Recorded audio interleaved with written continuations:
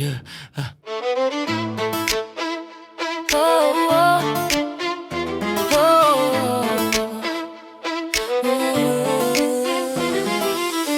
Az a nő, de ha bizti, ahogy rázza magát, de fincsi. Az a száj, az a mell, az a szem, ahogy bedobja magát, azt hiszem. Gyönyörű egy kicsit, kacsi fántos, de vigyázok vele, mert kicsit raffináltos. Rövid póló, de nem is felvágos, tapadó a nadrág, az is átlátszós. Tud baba, nem leszek nagy családos, gyere csak az este velem, kicsit lájtos. Gyere baba, ne legyen, ha bizti, az a formás szája, neki de fincsi. Toll le a ruhádat, ne legyen több hiszti, úgy csinálom, hang nélkül ne bír ki. Ha megvolt minden, jöhet majd a viszki. Tudtam azt, hogy ágyba lehet vinni.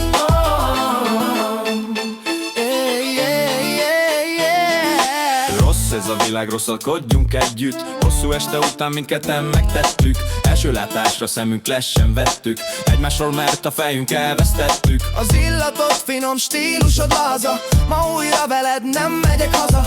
Ha velem vagy, tudom, nincsen para, ugyanúgy a kaja bevonz minden szava.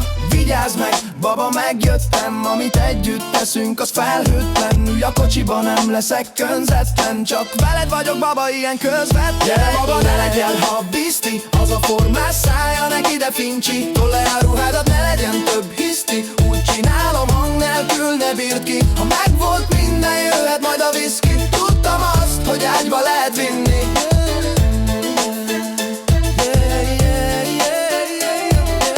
Illatom finom, stílus az egyedi, bárhová megyek, mindenki ezt szereti. Jeges a vodkám, spanokkal iszogatom, mellettem csak te vagy a vigaszom. Ez a csaj szavaim vissza vagy eszi, bármit mondok, neki szívre veszi.